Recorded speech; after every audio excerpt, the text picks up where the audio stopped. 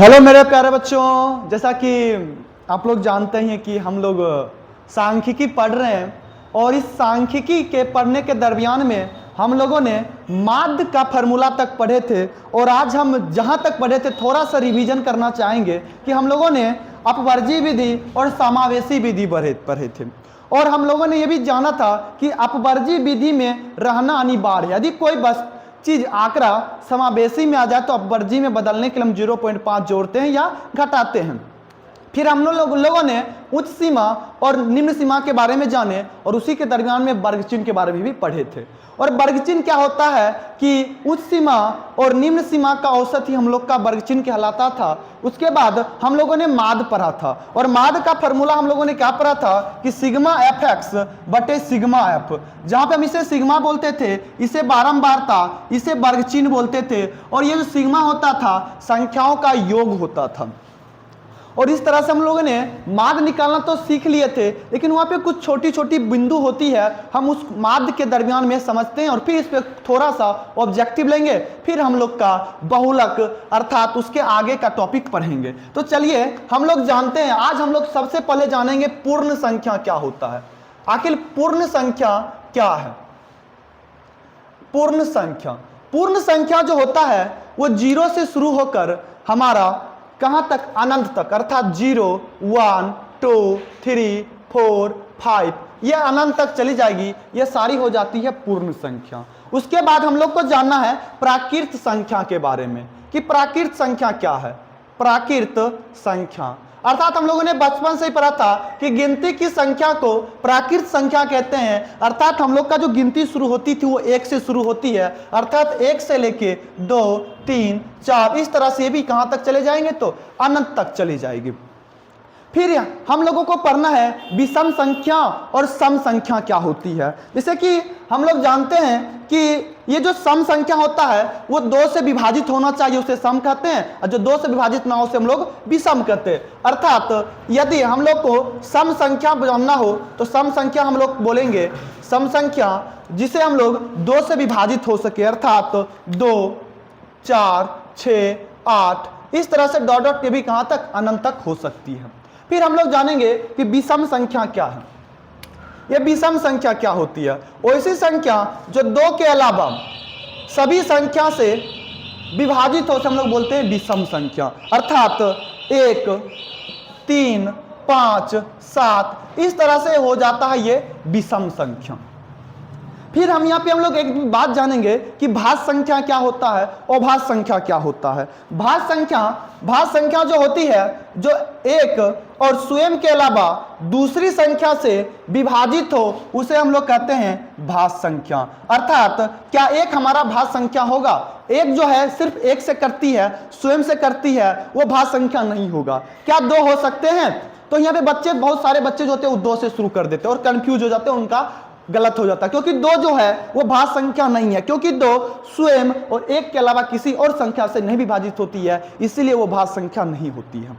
3 भी 1 और 3 के अलावा किसी और संख्या से विभाजित नहीं होती है, इसलिए वो भी संख्या क्या होगा? तो भाज्य संख्या नहीं होगा। फिर आ जाता है 4। क्या 4 भाज्य संख्या हो सकता है? 4 1 से विभाजित है, 2 से विभाजित है और स्वयं 4 से विभाजित है, अर्थात स्वयं 1 के अलावा दूसरी संख्या थी 2 जिससे वो विभाजित हुई, अर्थात 4 हमारा क्या होगा? तो भाज्य संख्या हो जाएगा।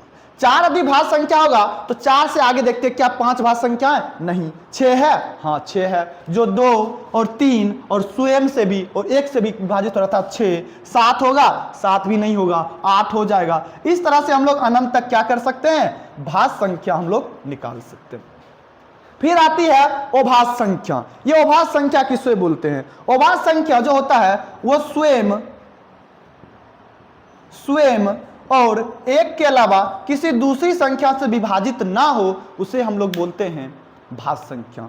अर्थात भाज्य संख्या में देखा जाए तो क्या हो सकता है? 1, 3, 5 2 भी हो सकता है, 2 भी हो सकती है, 3 भी हो सकता है, 5 भी हो सकता है, 7 भी हो सकता है। 9 होगा? जी नहीं, 9 नहीं हो सकती है, क्योंकि 9 3, 9 और 1 से विभाजित है, इसलिए भाज्य संख्या ना कि अभाज्य संख्या। 9 नहीं होगा, 10 होगा? नहीं होगा, 11 हो सकती है। इस तरह से हम लोग अनंत तक क्या कर सकते हैं? निकाल सकते हैं। और यहाँ पे फिर यदि ये सब चीज जान गए तो फिर आता है कि 3 का गुणज, 5 का गुणज, 2 का गुणज, क्योंकि यहां से आपका सब्जेक्टिव भी बनती है और आपके चैप्टर में ऑब्जेक्टिव भी सब्जेक्टिव भी दिया हुआ है और ऑब्जेक्टिव भी बनता है। तो हम लोग जानते हैं कि आखिर ये 3 का गुणज क्या, 3 के गुणज, 3 के गुणज। 3 के गुणज का मतलब होता है कि हम अगली संख्या में 3 से गुना करते जाएंगे, अर्थात पहली संख्या में 3 से गुना करते हैं तो 3 आता है, फिर दो संख्या आता है उसमें 3 से गुना करेंगे तो 6 हो जाएंगे, फिर 3 संख्या लेंगे तो 3 तिया 9 हो जाएंगे। अर्थात जब हम लोग ने बचपन में जो पहाड़ा पढ़ा था, बस इतना शॉर्ट फॉर्म में जानिए, जिसका गुणज बोले हम उसका पहाड़ा लिख देंगे तो वो क्या हो जाएगा, उसका गुणज हो जाएगा। अर्थात इस तरह से हम लोग यहाँ पे निकाल सकते हैं अनंत तक।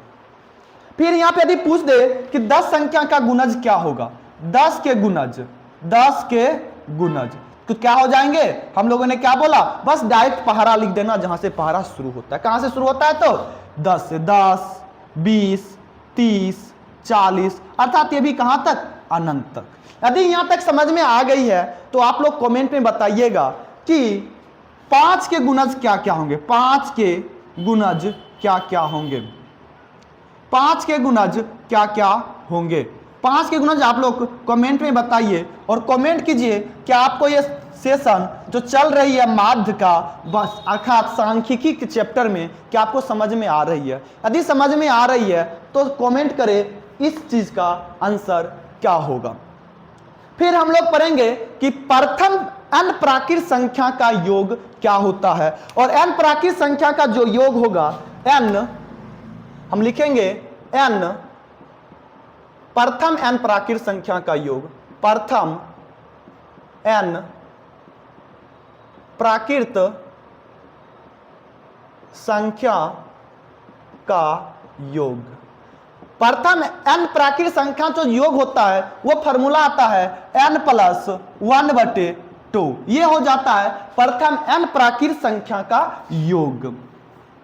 फिर हम लोग इसी पे बढ़ेंगे कि प्रथम n सम संख्याओं का योग क्या होगा।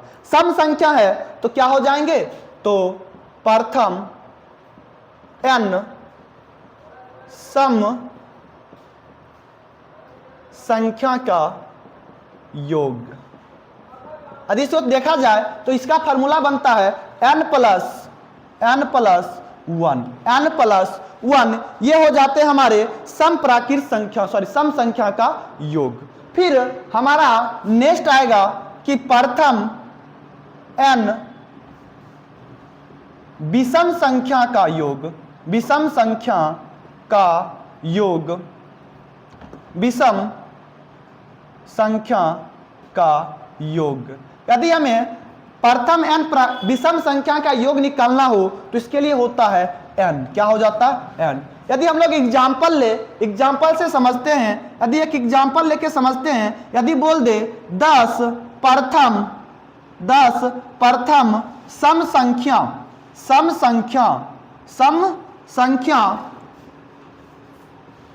का योग क्या होगा, तो क्या हो जाएंगे, का योग यदि निकालना हो तो एक चीज यहां पे देखा जाए तो योग हम लिख रहे थे, शायद यहां पे हम लोग गलती कर दी, यहां पे क्या हो जाएगा, तो माध्य हो जाएगा। क्या हो जाएगा, माध्य। यहां पे लिख लीजिए ओनली माध्य, अर्थात प्रथम n प्राकृत संख्या का माध्य n+1 होता है, उसी प्रकार प्रथम n सम संख्या का माध्य भी क्या हो जाएंगे, तो n+1 हो जाएंगे, और इसका क्या हो जाएंगे, तो माध्य n हो जाएंगे। उसी प्रकार यदि क्वेश्चन आ जाए कि 10 प्रथम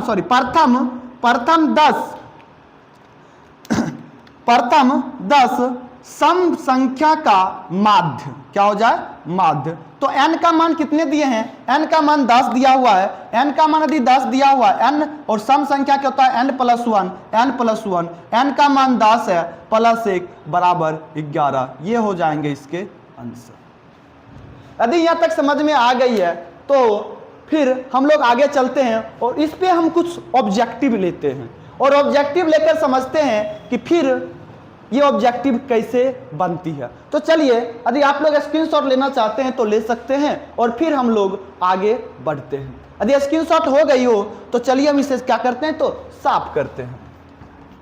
और जैसा कि हम लोग आपको पता ही है कि मैथ जो पढ़ रहे हैं आप लोग, ये आपको पूरा बेसिक से पढ़ाया जा रहा है, और बेसिक ऐसे से पढ़ाया जा रहा है। हो सकती है क्योंकि ये जो चैनल है और ये जो आप मुझे देख रहे हैं, ये फर्स्ट बार की बात है, क्योंकि हो सकती इसमें बहुत सारी गलतियां भी हो, और क्योंकि इंसान गलतियां से ही सीखती है, और गलतियां ही सुधारना इंसान की प्रवृत्ति होती है। और वही मैं कोशिश करूंगा जहां पे भी आपको गलती लगे कि यहाँ पे ये चीज़ गलत है, यहाँ पे ये चीज़ सही है या गलत है, आप लोग उसे कमेंट के माध्यम से हमें जानकारी देते रहें, और मुझे क्या सुधारना है इसकी भी जानकारी देते रहे, ताकि हम अपनी गलतियां को सुधारें और अच्छे से अच्छे कंटेंट आप लोगों के बीच लाते रहें। फिर आगे हम लोग इस पे लेते हैं क्वेश्चन लेते हैं। यदि बोल दे कि प्रथम 5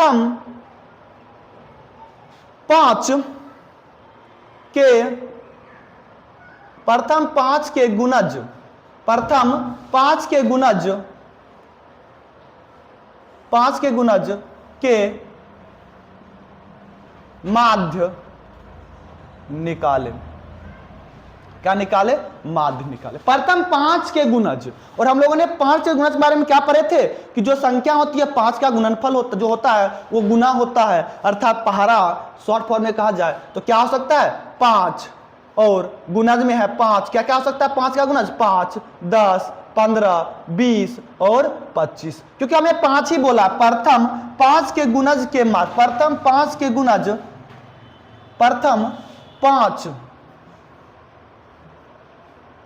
प्रथम 1 सेकंड इसे क्वेश्चन तो देखने दीजिए, हो सकता है थोड़ा क्वेश्चन में मिस्टेक आ रही है। 1 सेकंड क्वेश्चन, थोड़ा 1 सेकंड। क्वेश्चन है कि प्रथम 5, अच्छा क्वेश्चन गलत हो गई है। क्वेश्चन 1 सेकंड, क्वेश्चन चेंज करते हैं। क्वेश्चन का है, क्वेश्चन है हम लोग का प्रथम 5 के प्रथम 5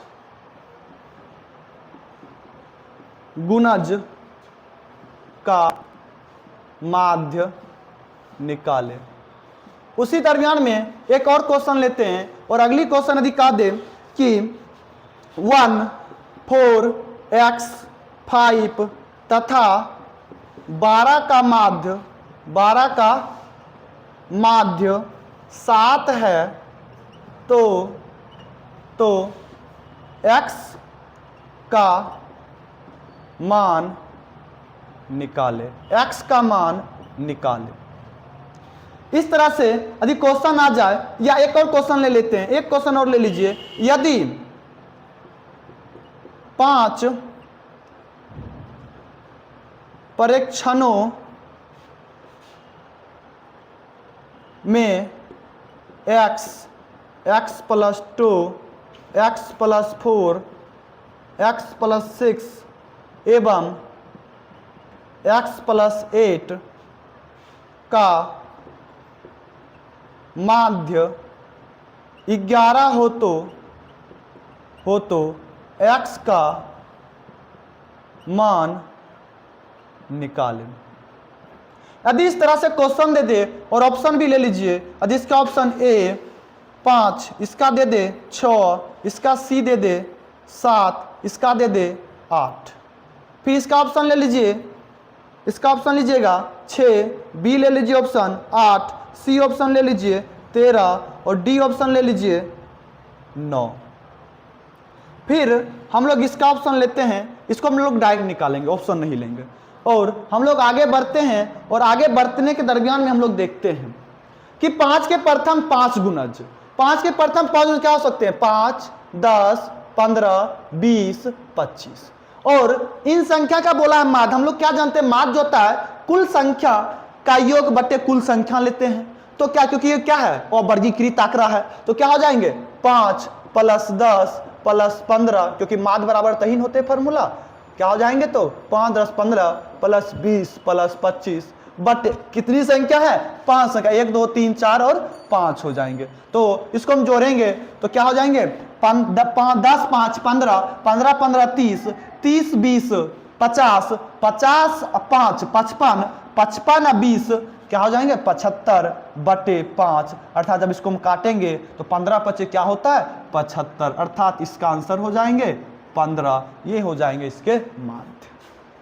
यदि यहां तक समझ में आ गई हो तो हम लोग अगले क्वेश्चन करते हैं। अगली क्वेश्चन कह रही है कि 1 4x 5 तथा 12 का माध्य, अर्थात यहाँ पे माध्य बराबर दिया हुआ है और माध्य बराबर हम लोग क्या दिया हुआ है? 7 दिया हुआ है। फार्मूला हम लोग क्या जानते हैं? कुल संख्या बटे कुल संख्या का योग बटे कुल संख्या। तो कुल संख्या का योग 1 + 4 + x + 5 + 12 बटे कितने संख्या? 1 2 3 4 और 5, कुल 5 संख्या। और माध्य बराबर कितना दिए हुए हैं? 7। तो 1 4 1 5 5 5 10 10 12 कितना हो जाएंगे?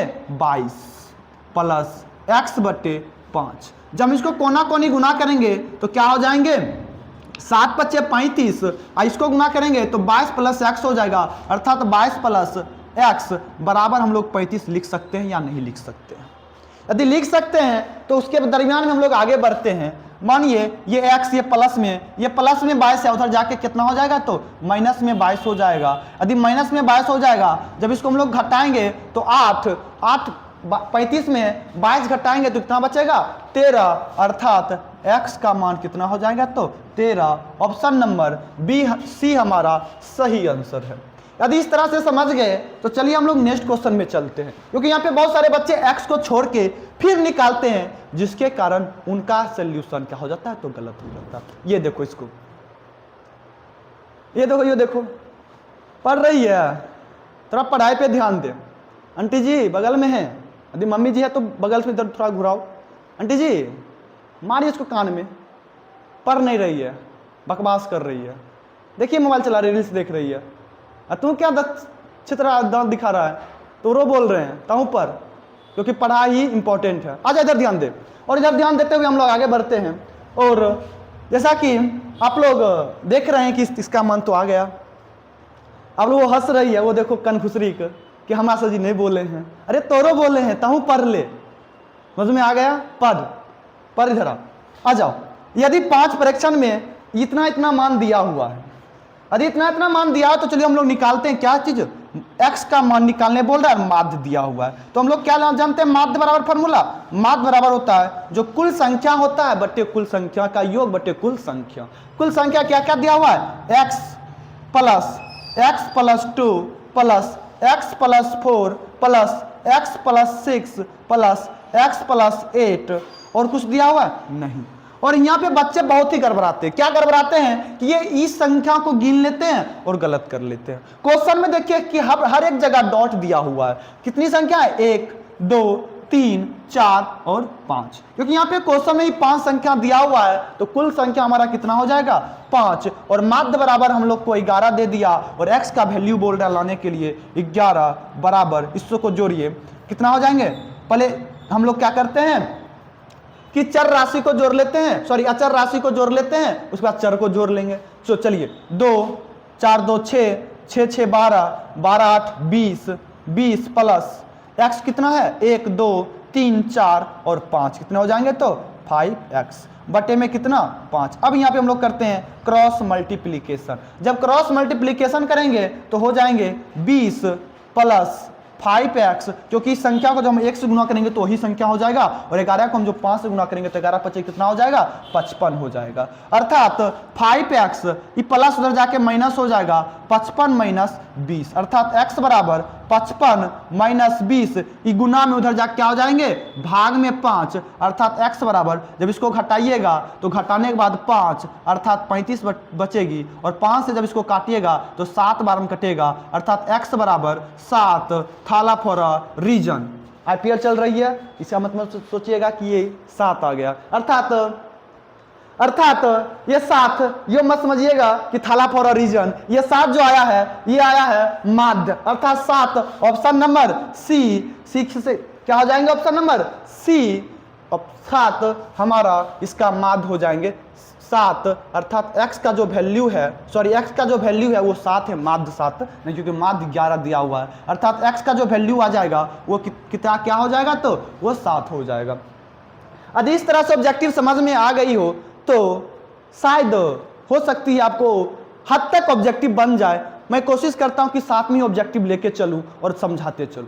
तो चलिए, यदि यहां तक समझ में आ गई हो तो आप एक स्क्रीनशॉट ले लीजिए और स्क्रीनशॉट लेने के बाद इस चीजें को आप रिवाइज करते रहिए कि आपको क्या चीज समझ में आ रही है कि नहीं आ रही है। यदि समझ में आ रही है तो आप एक अच्छा सा कमेंट करिए और उस कमेंट में ये चीजें जरूर भेजा कीजिए, ताकि यही चीजें हमें अच्छे से क्या करती है, जुनून लाती है, जोश भरती है कि बच्चे हमारे पढ़ रहे हैं और हमारे साथ हमारे बच्चे हैं, जिससे क्या होता है, पढ़ने में एक सुकून सा फील होती है। और उस फील में, उस सुकून में, उस फीलिंग में आपका अहम भूमिका होने वाली है, क्योंकि आपके भूमिका से ही, आपके साथ से ही हम आगे बढ़ सकते हैं। क्योंकि ये जो संस्था होती है, ये जो नींव पड़ती है, क्योंकि जड़ जब मजबूत होगी तभी क्या होगी, मंजिलें, ऊपर का इमारतें भी मजबूत होगी। इसलिए नींव को क्या करना है, मजबूत करना है। और इस नींव को मजबूत करने में आप लोगों की सपोर्ट की ज़रूरत है। और अपने अपने दोस्त के साथ शेयर जरूर क्या कीजिए और एक लाइक वीडियो को जरूर क्या कीजिए। और हो सके तो चैनल को सब्सक्राइब जरूर कर लिया कीजिए, ताकि आने वाला वीडियो आप तक जरूर पहुँचे। तो चलिए, यदि आप लोग स्क्रीनशॉट ले लिए हैं, बना लिए हैं, तो हम लोग इसको अब साफ करते हैं और हम लोग फिर आगे पढ़ते हैं। और आगे के दौर में अब हम लोग माध्य तो पूरे पढ़ लिए, और माध्य से हम लोगों ने ऑब्जेक्टिव के साथ साथ सब्जेक्टिव भी डील किए थे। कल हम लोगों ने पिछले एपिसोड में, पिछले वीडियो में हम लोगों ने माध्य से सब्जेक्टिव को डील किए थे। और उसको आगे बढ़ाते हुए आज हम लोग पढ़ने वाले हैं बहुलक। क्या पढ़ेंगे हम लोग आज? बहुलक। आखिर बहुलक क्या होता है? बहुलक जो होता है वो किसी भी चरमान में जो सबसे अधिक बार संख्या आती है उसी को हम लोग क्या कहते हैं, तो बहुलक कहते हैं। यदि बहुलक का परिभाषा आ जाए कि बहुलक हम लोग किसे कहते हैं, तो क्या बोलिएगा कि जो बहुलक होता है वो चरमान में जो सबसे अधिक बार आती है उसी को हम लोग क्या बोलते हैं, बहुलक बोलते हैं। अर्थात बहुलक का परिभाषा हम लोग को बनाना हो तो क्या बना सकते हैं, बहुलक। जैसे एग्जाम्पल समझ लीजिए। सबसे पहले परिभाषा से पहले हम लोग कुछ एग्जाम्पल लेते हैं और एग्जाम्पल को समझते हैं। आखिर इस एग्जाम्पल को में क्या क्या आ सकता है। जैसे मान लीजिए 6 5 4 3 2 6 3 3 2 4 ले लीजिए। उसके बाद 5, उसके बाद 6, उसके बाद 5, उसके बाद फिर 6 ले लीजिए। इस तरह से आ जाए और पूछ दे कि इसका बहुलक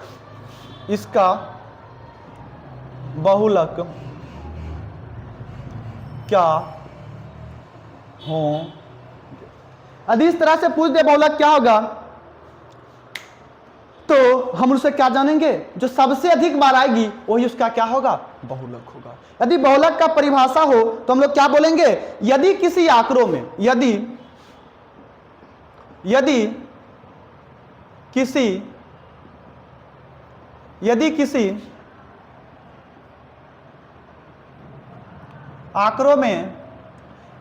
आंकड़ों में चरमान की बारंबारता, चरमान की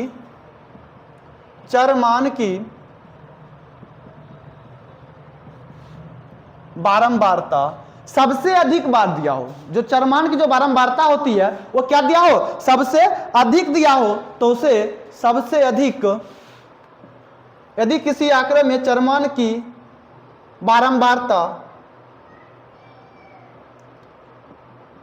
सबसे अधिक हो उसे बहुलक कहते हैं। यह हमारा अब वर्गीकृत के लिए था। तो जिसमें जो सबसे अधिक बार जो चरमान में बारंबारता आएगा वही क्या होगा, इसका बहुलक होगा। चलिए हम लोग छांटते हैं इसमें कौन अधिक बार आया है और कौन कम बार आया है। जैसे मान लीजिए इसमें 6 है, 6 की बारंबारता देखा जाए, 6 की बारंबारता देखिए समझाने के लिए हम ये इतना चीजें लिख रहे हैं, नहीं तो लिखने की जरूरत कोई नहीं था। ये सब चीजें एक बार में हम लोग ढूंढ के निकाल लेते हैं। कितना 6 की बारंबारता, 1 2 3 और 4, अर्थात ये कितना है 4 है। और वहीं पे 5 की बारंबारता देखी जाए तो 5 की बारंबारता है 1 2 3, क्या हो जाएंगे 3। और वहीं पे देखा जाए 4 की बारंबारता जो दिया हुआ है 1 2, अर्थात 2। फिर 3 को देखते हैं, 3 का जो बारंबारता है वो 1 2, अर्थात 2। फिर यदि 2 का देखा जाए, 2 की बारंबारता, तो 2 की जो बारंबारता होती है वो दी हुई है 1 2, अर्थात 2।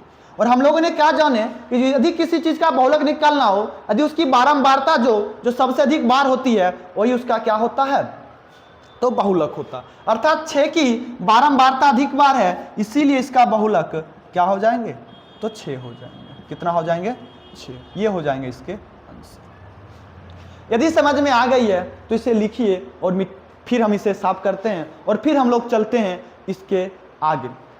एक चीज आती है कि यदि मान लीजिए कि दो संख्या की बारंबारता समान हो तो उस समय हम लोग क्या करेंगे। यदि किसी आंकड़ों में दो चरमान की बारंबारता क्या हो जाए, समान हो जाए, तो उस दरमियान में हम लोग जो सबसे अधिक जो जिस चरमान की संख्या सबसे अधिक होती है, जो संख्या अधिक होती है वही उसका क्या होता है, तो बारंबारता होता है। तो यदि मान लीजिए यदि आंकड़ों में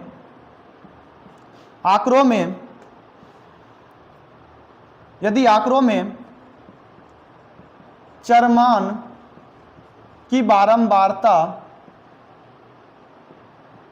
यदि किसी आंकड़ों में दो चरमान की, ले लीजिए दो चरमान की बारंबारता समान हो तो बड़ी संख्या की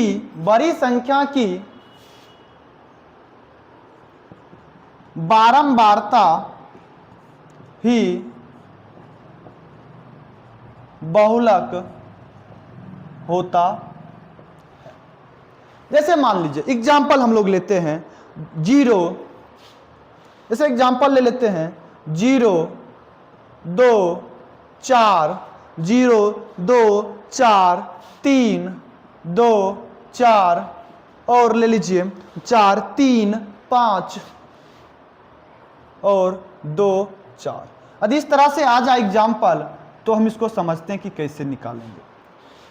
मान लीजिए 0 की जो बारंबारता है, 0 की जो बारंबारता कितनी बार है, 1 बार है। 2 की कितनी बार है, 2 की जो है 1 2 3 बार है। उसी प्रकार 4 का जो है 1 2 3 बार है। उसी प्रकार 3 का जो है 1 2 2 बार है। और कोई संख्या है नहीं है। यदि इतनी बात समझ में आ गई तो हम लोग यहाँ पे देख रहे हैं कि 2 की बारंबारता और 4 की बारंबारता बराबर है। तो 2 और 4 में बड़ी संख्या कौन होती है, तो 4 होती है। अर्थात इसकी बारंबारता किसकी अधिक हो जाएगी, तो 4 की यहाँ पे बारंबारता अधिक हो जाएगी। अर्थात यहाँ पे 2 और 4 की बारंबारता समान है। 4 की बारंबारता समान है। इसलिए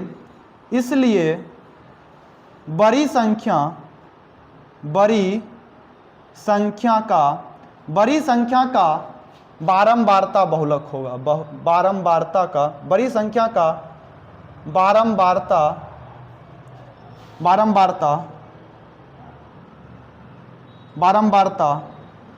बहुलक होगा। यदि यहाँ पे दिखाई नहीं दे रही है तो हम एक बार और बोल देते हैं। अर्थात 2 और 4 की जो बारंबारता है उस समान है, इसलिए बड़ी संख्या का बारंबारता बहुलक होगा। यहाँ पे बड़ी संख्या कौन है, 2 और 4 में, तो 4 है, इसीलिए इसका बारंबारता कितना हो जाएंगे, तो 4 हो जाएंगे और इसका आंसर हो जाएगा 4। फिर ये था और वर्गीकृत के लिए। अब हम लोग आते हैं वर्गीकृत माध्य के लिए, वर्गीकृत बहुलक कैसे निकालते हैं। चलिए इसे हम लोग क्या करते हैं तो साफ करते हैं। क्या करते हैं, इसे हम लोग साफ करते हैं।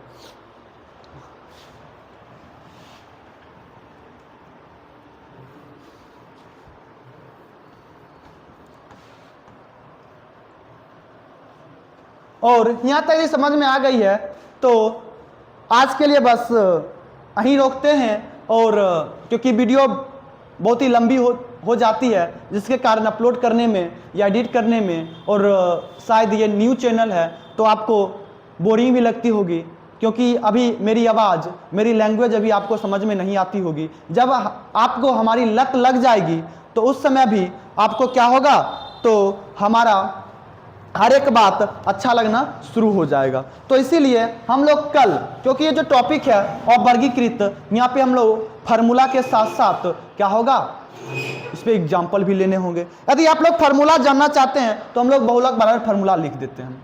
यदि फार्मूला बहुलक बराबर देखा जाए तो क्या हो जाते हैं, एल प्लस क्या हो जाएंगे, L plus F1 minus F0 इन बटे 2F1 minus F0 minus F2 into H।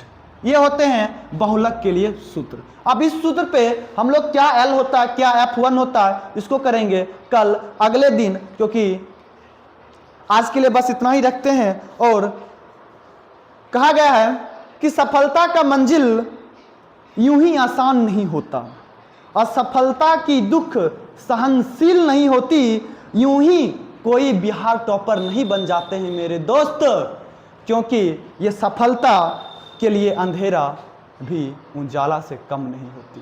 क्योंकि जो पढ़ते हैं उन्हें अंधेरा के क्या होता है, अंधेरा में भी अपना कहीं ना कहीं कुछ ना कुछ करके क्या करते हैं, अपना दिन, अपने पढ़ने का समय निकाल ही लेते हैं और वो पढ़ाई हमेशा करते। इसलिए बहाना ना करें और हमेशा पढ़ते रहें। तो मिलते हैं फिर कल अगले दिन। तो आज के लिए बस इतना ही।